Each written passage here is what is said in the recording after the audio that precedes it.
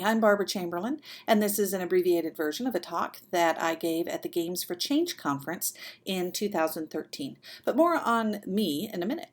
This whole talk actually came from a discussion that I had with two other amazing people. The first is Allison Levy of BrainPop. BrainPop is doing some amazing things. Peter Stidwell is another partner with the Learning Games Network. They just launched the Playful Learning Initiative. And that's me, Barbara Chamberlain. I'm with the Learning Games Lab at New Mexico State University. Now, Allison and Peter and I got to talking about things we had in common, which namely was classroom gaming. And as we talked more and more about the types of work that we did, we realized we had all been working independently and reaching some of the same conclusions about how we can really help teachers use gaming from a game design standpoint, things we can do to help them. So, not to toot our own horns, but we're kind of clever. At least we thought we were kind of clever. I mean, my goodness, Allison with BrainPop has been doing amazing things with their Game Up initiative. You can find that at brainpop.com/games. This is a curated game site where you can go find amazing materials for games for the classroom, and they develop companion curriculum material for those.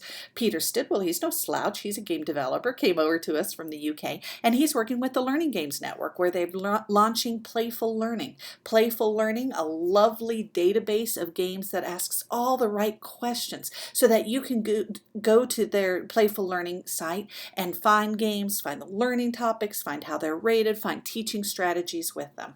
Most recently, one of our projects has been Math Snacks at New Mexico State University, where we knew going into this that we would be preparing a lot of teacher materials. And now that we're going into our 5th year, we look back and we see all of the things that we've learned.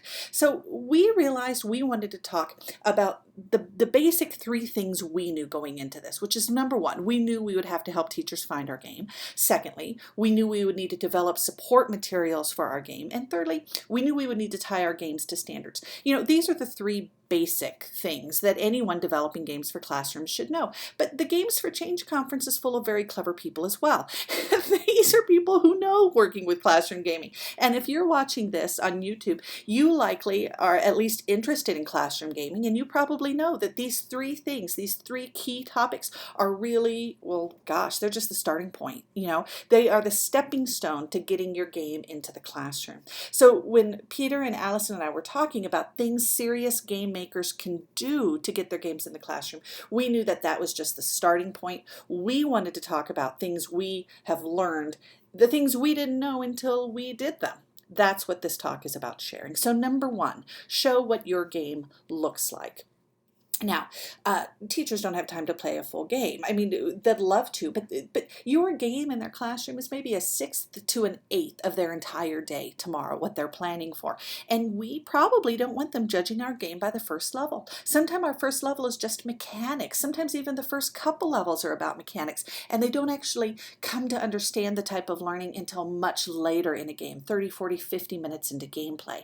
So here's some of the strategies we use. First, consider a printed reference guide that can show pause points in the games, or it can clarify some scaffolding or learning strategies. Now, you're certainly going to want to list details for use. How long does it take? What platform does it run on? That sort of thing. A really good example of that is the Quandary Guide. Quandary is one of the best games from this year's Games for Change Festival.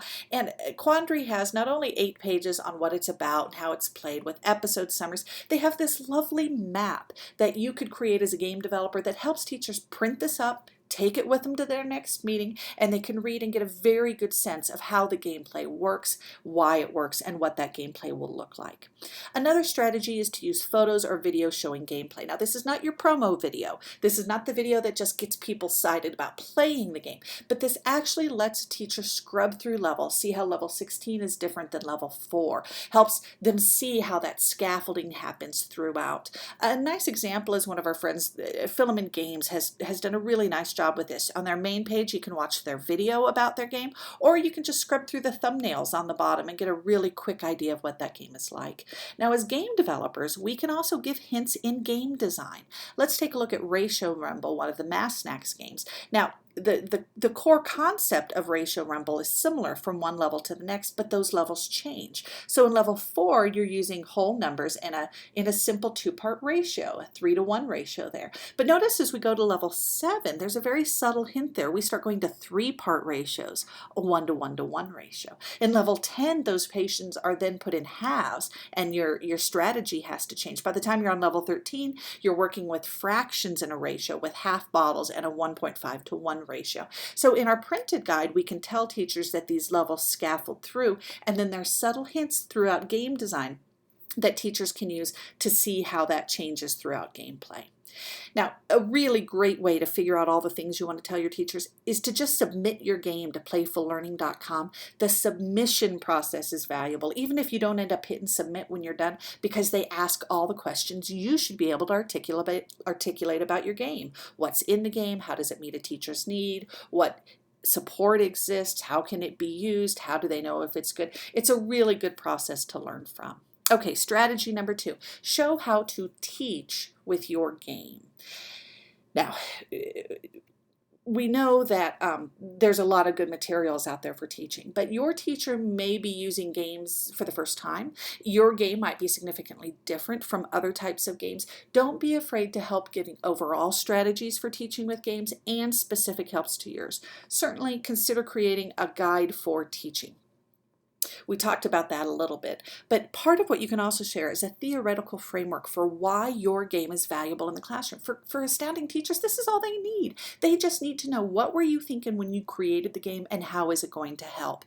I think BrainPop is one of the gold standards for teaching materials. You can go to BrainPop and look up one of their games on their educator's website, and they've boiled it down to simple key ideas, such as the essential questions, what they call pause points, key intervals for discussion, misconceptions about your game, tips and tricks for using it. Teacher can go to this site and very quickly see some key strategies and a framework for how to then create their own materials. And look at this. This is beautiful. Ways to use the game Guts and Bolts in the classroom as a whole class activity, in pairs at a computer, as homework. Consider the different ways your game can be used and help prompt teachers to see what that looks like. Another very powerful strategy is to prepare another video on how to teach with the game. This is not a promo. This is not about the game levels, but this shows real teachers teaching with the game. How do they give open-ended prompts to students? Do they give opening questions before gameplay and then interrupt gameplay to talk? Do they have closing activities? Is there a hands-on activity? You have an idea for your game of how it's best couched with other types of instructions. Let teachers see other teachers using those strategies, and then they can take off on that and make their own.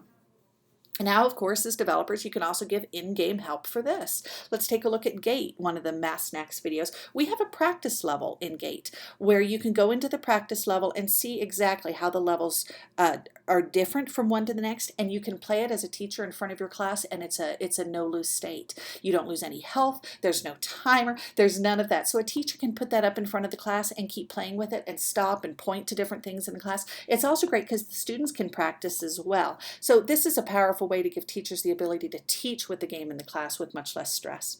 Now, we also have other subtle hints. For example, a teacher should be able to look over their student's shoulders and get a very clear sense of where that student is in the game. So right here, we tell them they're on level 11. They're in the first of 3 stages in this level. So a teacher can walk around and see 4 students and see, okay, this student's on level 10, that one's on 11, this one's on 12, this one's on level 4.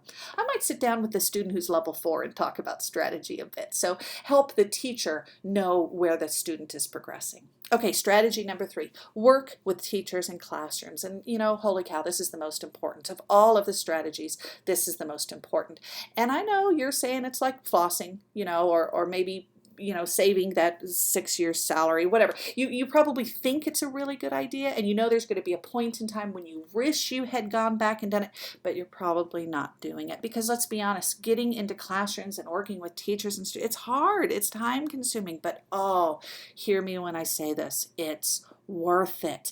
Peter, Allison, and I all agree it's worth it. Here's the strategies we use. First off, use more than one teacher. Now, I know you've got that great teacher that works for you, and he or she is phenomenal. But keep in mind that's one teacher, and teachers are different, and classrooms are different, and schools are different, and districts are different. There are, even within one teacher, their classrooms are different in how it's used. Use your game with more than one teacher. Now, your phenomenal teacher, the one teacher you have, yeah, let them lead this effort, but get into more than one teacher and use more than one classroom. Classrooms might have a lab with 30 computers and every student has a computer. It might be a classroom that has an iPad and students have to share it. It might be a classroom where the culture of the students is different in one group than the other. Multiple tests, teachers, and classrooms. And, use iterative design. You're a game developer, so you give yourself a year and lots of versions of a game where you do it and you try it and you change it and then you test it and then you change it and then you try it. But for some reason we have this myth that someone should be able to just boom, write the teacher materials and they're done. It doesn't work like that. Use iterative design. Have some materials, use teachers, test them, play with them, try them out, and come back. Okay, how do we do that? Well, here's one of the focus groups that Playful Learning was doing, listening to teachers. Sit and observe teachers doing this. BrainPop has a teacher community that they can go to regularly and go do visits and ask for feedback. We just finished a Math Snacks camp for our Math Snacks project where the teachers came in for a full week with kids over the summer. They would teach throughout the day. They'd have 3 or 4 classes. Then at the end of the day, the teachers who had observed each other would share what worked, what didn't work, and then the next day they'd go back and try again. Teachers so rarely have the chance at the end of the day to reflect with other teachers about what worked and didn't work. This was very powerful for them in developing their own teaching strategy. But for us as game developers, we had the chance to see them try lots of different activities, see what worked and didn't, and then we pulled what did work and we're putting those together for teaching materials for the website. Now, here is your Here 3 Get Web free. If you're watching this video, you can go to the website that shares all of our materials. If you want to see some of the videos we've demoed or you want to see some of the PDFs of what we've recommended, go to there's a bit.ly/gameinclass and take a look at the materials. In fact, maybe you're watching this video off this site. The other thing I would recommend, there's contact information on the site for Allison and Peter and I. Please feel free to contact us with questions, suggestions, or maybe recommendations you have that we've missed. Now, this is really the big takeaway, which is this. Classroom gaming is a big darn deal. Give it the time and attention it needs. It's not a quick 1-week follow-up to a 2-year development cycle for games. Give it the time and attention it needs to really make it positive and strong. Thank you.